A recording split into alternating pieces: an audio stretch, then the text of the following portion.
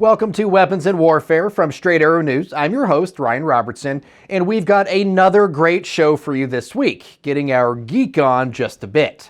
Just ahead in our debrief, a look at some sweeping changes the Air and Space Forces are making to stay ready, willing, and able in the face of constantly evolving threats from all parts of the world. Plus, a breakdown of the mutant missile from the Air Force Research Laboratory in our Weapon of the Week. In Comms Check, we're talking about refurbishing weapons and some duplicitous diplomacy, plus my thoughts on the fall of Avdiivka in eastern Ukraine ahead in the wrap. But first, some headlines you may have missed. For all of the aid Ukraine has received from its fight against Russia's illegal invasion, perhaps no contribution has been as anticipated as 19 American-made F-16s from Denmark, the first of which will arrive in Ukraine sometime this summer, most likely June. That word coming from the Danish defense minister last week, who told reporters the war in Ukraine is entering its third year, and so continued military support for Ukraine is completely decisive for the outcome of the war. The F-16s are in addition to an aid package worth more than $246 million from Denmark. While Congress continues to drag its heels in Washington in providing more much-needed assistance, the American military is doing what it can by providing air and ground training for Ukrainian troops that will fly and maintain the donated fighter jets. The Navy can now count a new ship in its arsenal. On February 17th, the USS John L. Canley was officially commissioned. The Polar-class expeditionary mobile base is the fourth of its kind and the first to be named after a Medal of Honor winner. The ship's first captain spoke during the commissioning ceremony at Naval Air Station North Island. Y'all have just brought this ship to life. That's not just a metaphor to me. Her body is well and strongly built of American steel right here in San Diego.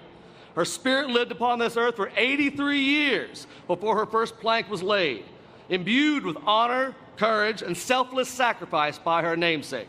The 784-foot ship will be able to deploy troops and equipment in areas where the U.S. doesn't have easy access to land or ports. To the Red Sea now, where after having countless numbers of their missiles and drones taken out, the Pentagon is confirming the Houthis successfully downed an American drone. And on February 19th, a U.S. MQ-9 was downed or went down off the coast of Houthi-controlled areas in Yemen, in the Red Sea. Initial indications are that it was shot down by a Houthi surface-to-air missile. In terms of recovery options, I know CENTCOM is looking into that, but I don't believe it has been recovered at this time. At least not recovered by the U.S. Video clips making the rounds on the social media site formerly known as Twitter show parts and pieces of what appear to be a Reaper drone. There are also clips claiming to have caught the shoot down on camera. Still, according to the Pentagon, the U.S. has been able to interrupt at least 2 more deliveries of weapons intended for the Houthis in early February, as well as 32 strikes on Houthi-held positions. One of the things you notice first at an event like the Warfare Symposium is a collection of buzzwords, acronyms, and well-crafted phrases. But distilled down, this year's message was pretty simple. Change is coming. For the uninitiated, the bright lights and big displays on the exposition floor can easily steal your attention away from the real story of this year's gathering. Unveiled in the opening hours were 24 new priorities for Air and Space Force leadership. The goal is to become more nimble forces that lean on the teamwork established at home bases. That's what this is about. That's taking this Air Force that has the best talent, the best teamwork, and re-optimizing it to be able to dominate in this game the way it's going to be played now and into the future. That's what this is about.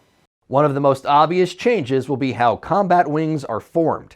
Gone will be the traditional air expeditionary wings. In their place, deployable combat wings, in-place combat wings, and combat generation wings. The goal is to put together units that have everything they need to take the fight to the enemy, rather than the traditional method of piecing together various units from all over the world. We can no longer afford to move slowly, and if you want to move fast and coherently, you have to be in unison, you have to be integrated. General Alvin did not provide a timetable for force-wide implementation of this concept, Previously scheduled testings at 3 different bases this summer were already suspended. While the total number of changes announced and their impact are too numerous to fully recount here, they fall into 4 categories: develop people, generate readiness, project power, and develop capabilities. I am unapologetic to stand here in front of you and say I do not know the exact final destination, and here's why. Because if we wait to move to have those final answers, we will be too late. While sweeping changes for the 76-year-old Air Force certainly makes sense, the 4-year-old Space Force is not sitting idle. It too will take part in the 24 priorities outlined at the symposium. One of the headline changes is the creation of a new field command. So we are going to establish a Space Futures Command that is combined of 3 centers, that starts to ask these fundamental questions, that puts together a force that we can offer to combatant commanders, that doesn't just have the systems, it has the tactics, the training, the operational concepts. While both leaders emphasized change is rarely easy, General Saltzman made the point of framing these shifts in priorities as an opportunity for Space Force Guardians to shape the future of their growing service branch. I challenge all of you to jump on board. We get to re-optimize for space. It's not that we must re-optimize for space, we know, or for a great power competition. We know that. We get to re-optimize. This is the opportunity of a lifetime. With the opportunity comes a lot of motivating factors, the biggest of which are playing out on the battlefields of Ukraine, in the shipping lanes of the Red Sea, and China's stated intentions to reunify with Taiwan, by force if necessary. We're in a sprint to get better and improve our readiness posture, but we're also in a marathon to stay competitive over time. We got a lot of hard work to do. This is the most difficult, intense, focused threat that I've ever seen us face. And we're just going to have to respond accordingly. For a full accounting of all the changes on tap for both the Air and Space Forces, go ahead and just hit the links below. When you hear the term mutant, you might think of a classic Hollywood B movie, or maybe my favorite Heroes in a Half Shell, the Teenage Mutant Ninja Turtles. But the Air Force Research Lab, or AFRL, wants to add a new definition to your mental Rolodex. Meet the mutant missile. On the surface, it looks like most any other missile, but you don't get the mutant moniker unless there's something a little different at work. That would be the Articulation Control Actuation System. To put it in layman's terms, the head and fins of the missile can move to meet the target. The inspiration for this application actually came from another aerial aficionado. They noticed a really interesting thing when these falcons would intercept their prey. As the head moved, the tail would move. And there seemed to be a cause and effect relationship between head movement and tail movement. Apart from that, there's a target tracking, a target detection function of the head. And so this got us thinking, because falcons have the same objectives as missiles and interceptors: get the target and capture it. Properly inspired, the AFRL engineers set about turning an idea into a reality. The missile on display at the recent AFA Warfare Symposium is the end result of years of work. The MUTANT, which is an acronym for Missile Utility Transformation via Articulated Nose Technology, is a weapon that can adjust for slight misses, while in flight, helping to ensure when a punch is thrown, it hits the target, whatever that may be. As for how that punch is thrown, well, the engineers are still working on it. We're exploring a broad target set. We're looking at offensive roles, we're looking at defensive roles, we're looking at surface launch functions. All of these kind of go into our figuring about the future instance of a system that may employ this technology to provide overall operational value to the warfighter. The MUTANT is set for testing later this year with the Hellfire missile. As for when it might be ready for use in the real world, that, as they say, is TBD. Hey folks, it's time for Comps Check once again. It's one of my favorite parts of the show. It's our opportunity to kind of gauge where your mind is at. We peruse our social media channels, look at your comments, your questions, and try to answer them here. It's also an opportunity for us to update you on previous reporting when those nuggets don't really fit anywhere else in the show. So let's go ahead and get started. The first Comps Check comes to us from a story that we had done a few weeks ago about the U.S. Army refurbishing about 2,000 Stinger missiles. The refurbishment is to upgrade them. These missiles were marked for disposal, but the Army is refurbishing them, bringing them back up to snuff, so to speak, and actually giving them some improvements as well. Now, the Army had sent some Stinger missiles to Ukraine previously, which I assume is the basis for this comment from Robert in Nagel. It's probably Robert Nagel, but it could be Robert in Nagel. We don't know. I've never met the guy. But Robert is saying that's what happens when you give all your munitions to lost causes.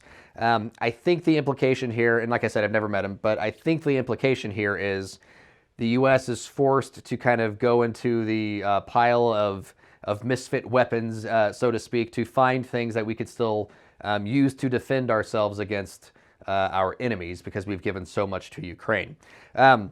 To kind of put things into perspective, the U.S. has sent billions of dollars in weapons and aid to Ukraine, but that is a very small percentage of our overall budget, defense budget. So rest assured, Robert, the U.S. has plenty of weapons lying around. And actually, most of what we've sent over to Ukraine has kind of been hand-me-down weapons. But to get back more to the point of the Stinger missiles, the exercise to refurbish the Stinger missiles didn't start once Russia invaded Ukraine. It actually started about 5 years before the initial full-scale invasion of Ukraine. In 2017 is when the Army started the refurbishing of these Stinger missiles. And also, Robert, it might be good to point out that by refurbishing these Stinger missiles, we're actually saving about $50,000 a pop, because once any weapon really that explodes, that goes boom, lives past its shelf life, it's marked for disposal, and that costs money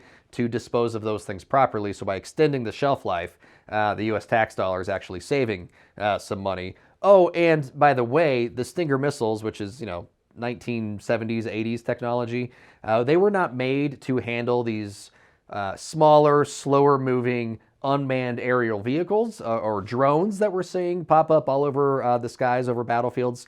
But now with these new upgrades, the Stinger missiles can take those out. So really, any way you look at it, it's a good deal for the DoD, it's a good deal for the American taxpayer, and it's a good deal for us potentially if folks try to fly these UAVs in American airspace, God forbid, and we need these Stinger missiles. So hopefully, Bob, that kind of clears things up for you, and we can go ahead and move on to our next Comms Check, which comes to us from a story that we had done.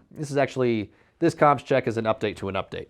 So the original story was about Venezuela, the president there, Nicolas Maduro, wanting to potentially invade Guyana. Guyana is in control of an area called Essequibo or Essequibo. There's multiple pronunciations. I always get hammered in the comment section whenever I say it. But Nicolas Maduro said he wanted to invade and take over that area because it's rich in oil and other mineral deposits. Well, that prompted a response from Guyana's allies, chief among them the United States. China also has an interest in Guyana. But the U.S. kind of came to Guyana's aid and said, whoa, slow your roll, Nicolas Maduro. We're not down with that. And to which Maduro kind of seemed to come to his, the light dawned in his head, if you will, and he decided not to invade Guyana. They shook hands and released a statement, and that was our update to the original story, was the fact that Guyana and Venezuela were now friends, potentially.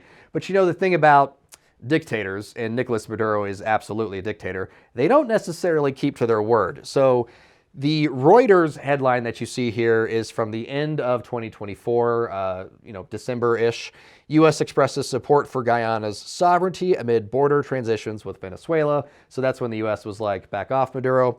But Maduro changed his mind. So fast forward to early February, you have this headline from the AP.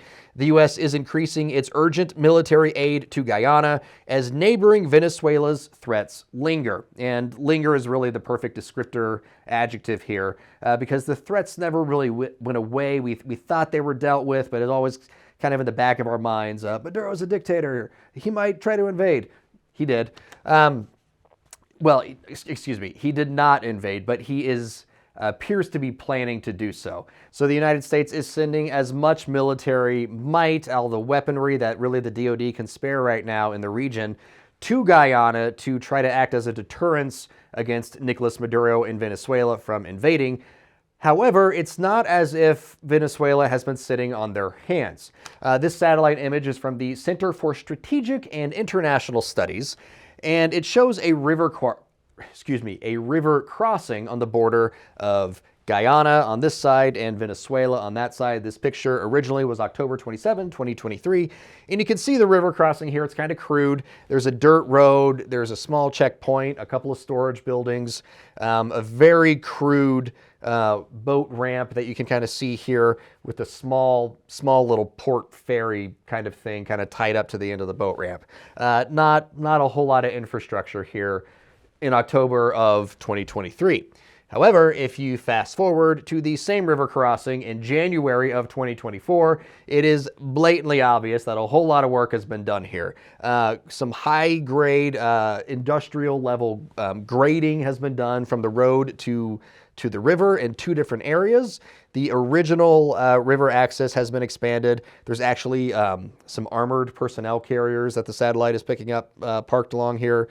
There's some construction materials set aside for potentially more projects that Venezuela has planned on the Guyanese side of the border.